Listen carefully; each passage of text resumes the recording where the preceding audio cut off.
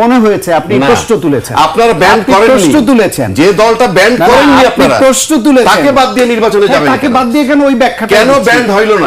আমি তো ব্যান্ডের পক্ষে, আর ওই ব্যাখ্যাটাই দিচ্ছি কেন নির্বাচন ব্যান করতে চেয়েছিল, কারণ কেন ব্যান করতে পারে না?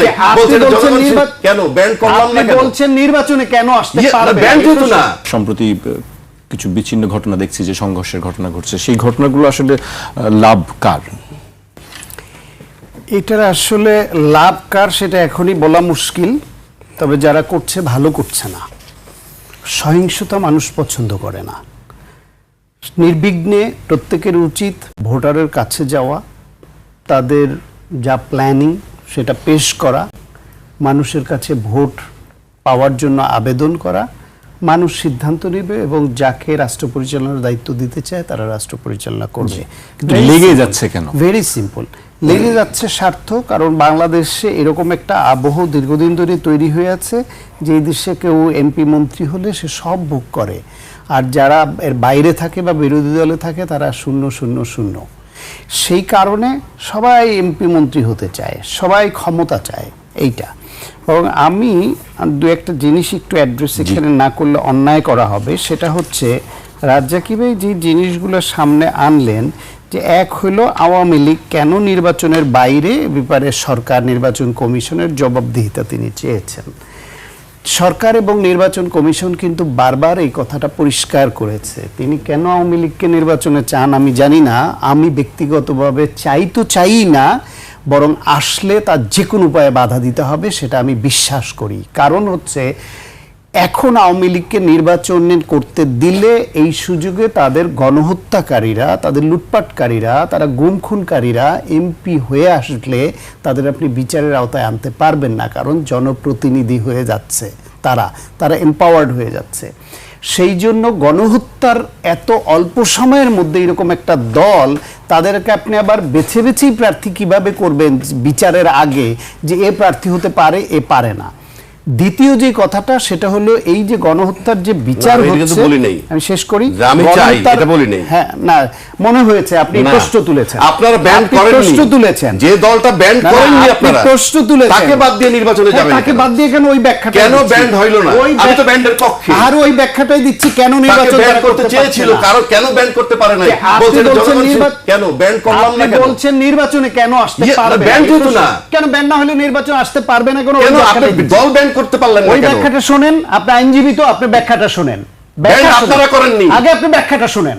হ্যাঁ, ব্যান করেননি, আপনি এখন নির্বাচনে যেতে দিচ্ছেন না। আপনি যে প্রশ্ন তুলেছেন, যে আমি তো অবশ্যই ব্যান চাই, আওয়ামী লীগ প্রশ্ন তুলে আপনি চান ব্যান চান, আপনি যে প্রশ্ন যেহেতু তুলেছেন উত্তরটা তো শুনতে হবে। সরকার এবং নির্বাচন, আমি চাই না, আমি চাই কেন? আমি চাই না, আপনি তো উত্তর চেয়েছেন। আমি চাইছি যে কেন আপনি কেন নির্বাচনে যেতে চাচ্ছেন না? সরকার, আপনি সরকার এবং নির্বাচন কমিশন উত্তর চেয়েছেন। হ্যাঁ, উত্তরটা তো বলবেন যে হ্যাঁ ব্যান রাইখে, ব্যান না কইরা, আপনি ব্যান না কইরা নিষিদ্ধ করলাম কেন? অন্য কৌশল ধরেছেন। আওয়ামী লীগ কেন নির্বাচনে আসতে পারলো না? ব্যান ছাড়াও, ব্যান নাই তাহলে কেন আসতে পারলো না? ব্যান না থাকলেও আসতে পারবে না। সেই উত্তর, দলটা ব্যান করলো কেন উত্তরটা শোনেন। সরকার কি বলেছে, নির্বাচন কমিশন কি বলেছে? এক হলো তাদের বিরুদ্ধে গণহত্যার অভিযোগে বিচার হচ্ছে। এই বিচারের সময় তারা বিচারকে বাধাগ্রস্ত করবার জন্য বিভিন্ন জায়গায় তারা মিছিল বের করছে, বাধা সৃষ্টি করছে, সমাজে রাষ্ট্রে অ্যানার্কি সৃষ্টির চেষ্টা করছে। সেটাকে থামানোর জন্য তাদের কার্যক্রম নিষিদ্ধ করার বিকল্প নাই, তাদের কার্যক্রম নিষিদ্ধের কোনো বিকল্প নাই।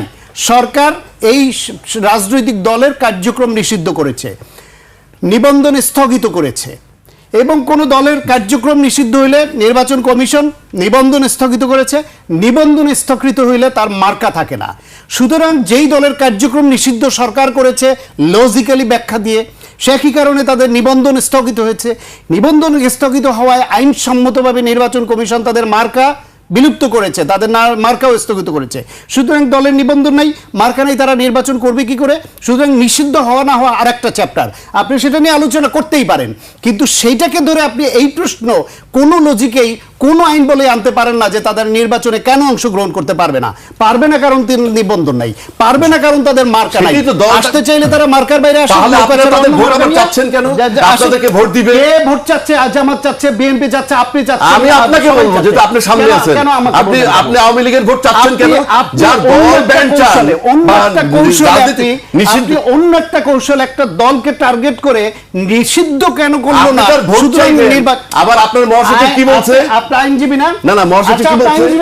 শেখ হাসিনা আমাদেরকে বিপদে ফেলে গেছে, উনি থাকলে আমরা একটা গণতান্ত্রিক অবস্থার মধ্যে থাকতে পারতাম। আইনজীবী না, আপনি আইন প্র্যাকটিস করেন না, আপনি জানেন না যে এই সরকার আইনসম্মতভাবেই তাদেরকে নির্বাচন থেকে বিরত রেখেছে? মনে করেন না আপনি যে ব্যাখ্যা দিলেন? সবার কথা বলা উচিত যে হয় দল ব্যান্ড হবে, সবার কথা নয় বলছেন নির্বাচন করবে। আপনি দলকে ব্যান্ড করবেন না। আপনি গণঅভ্যুত্থান পরবর্তী সময়ে এখন তারা আবার নির্বাচন করতে গণঅভ্যুত্থান। পারছে না, সেই সময় আপনি প্রশ্ন তুলছেন যে তারা ইলেকশন কেন করতে পারবে না, তাদের এত ভোটার। এক আমি দুই তো হলো, আপনারা দুই হলো আপনারা ব্যান্ড করলেন না যে দলটাকে, আরেকটা তাকে রাজনীতিতে আসতে দিচ্ছেন না কেন? সাংঘাতিক আপত্তিকর কথা হচ্ছে তারেক রহমানকে নিয়ে রাজার ছেলে রাজার ফর্মুলায় ফেলে উনি বলছেন, আমি বলবো যে জামাত ইসলামের নেতা বলছেন, আপনি বলছেন যে লন্ডনে তিনি কি করেছেন ওনার চোখে পড়ে নাই। আরে ম্যাডাম খালেদা জিয়ার জেলে নিয়ে গেছে, তাকে বিনা বিচারে আটকে রেখেছে, তাকে অসুস্থ বানিয়েছে, মৃত্যুর দিকে ঠেলে দিয়েছে, দেশের সমস্ত নেতাকর্মীদের হত্যা হামলা মামলা গুম খুনের শিকার করেছে। সেই সময় এই দলটাকে তারেক রহমান লন্ডনে বসে যে নেতৃত্ব দিয়েছে, এই সাহস এই যোগ্যতা বাংলাদেশে কোন নেতা দেখা যায়? আপনি দেখেন ইন্ডিয়ার গান্ধী পরিবার দেখেন, উত্তরাধিকার সূত্র আছে। শ্রীলঙ্কার কুমারতুঙ্গা পরিবার দেখেন, উত্তরাধিকার সূত্র আসছে। থাইল্যান্ডের দিকে তাকান, পাকিস্তানের ভুট্টো ফ্যামিলি দেখেন, আমেরিকায় বুশ ফ্যামিলি দেখেন। সুতরাং যোগ্যতা তারেক রহমান 38 বছর আগে বগুড়ায় একটা ইউনিয়ন লেভেলের থেকে প্রাথমিক সদস্য পদ হয়ে রাজনীতি করে করে করে করে নেতা হওয়া, বেড়ে ওঠা মানুষ। আমি শেষ করব আমার থেকে তিনি যে নিজেকে তৈরি করেছেন রাজনীতিবিদ হিসেবে, এখন তার বক্তব্য, তার কথা, কাজ, প্ল্যানিং এ আপনি বোঝেন না, আপনি শুধু বিরোধিতা করার জন্য শেষ করব। রাজা বানিয়ে রাজিক দিলেন। ভাই আপনি শেষ করবেন সংক্ষেপে। না শেষ করব যে ভাই যে কইলো খালেদা জিয়া সম্পর্কে যে উনি যে নির্যাতন হয়েছেন ওর উপরে, আমার এখানেই তো প্রশ্নটা। এইটা দলের মাথা, দলের তখন মানে মাথার তাজ সবার। মইনুল হোসেন রোড থেকে যখন তারে বের করে দেওয়া হয়, কোথায় ছিল লক্ষ লক্ষ কর্মী? এর চেয়ে তো বড় ন্যাক্কারজনক ঘটনা যে আমার কষ্ট লাগে। আমি তো আপনার বিএনপি করি, আপনার নাম করতে হবে কেন? আপনার নাম আপনার নাম আপনার নাম কিনা? জিয়াউর রহমান সাহেব দেখেন, জিয়াউর রহমান সাহেবের খেতাব আমরা তো বলতেছি, তাও না আমরা তো এখনো বলতেছি, তখনও বলছি। আপনি যাই দেখেন এই যে আগস্টের আগের বক্তব্য শুনেন, তখনই বুঝবেন বলছি কিনা। জিয়াউর রহমান সাহেবের যখন খেতাবটা কেড়ে নিতে চেষ্টা করে, তখনই আপনারা কোথায় ছিলেন? এই যে আপনার রাষ্ট্রপতি যখন অপসারণ হয় নাই, স্বৈরাচারের অংশ কাদের জন্য হয় নাই? আপনাদের জন্য। ফ্যাসিস্ট সরকারের রাষ্ট্রপতি আজও বহাল তবিয়তে।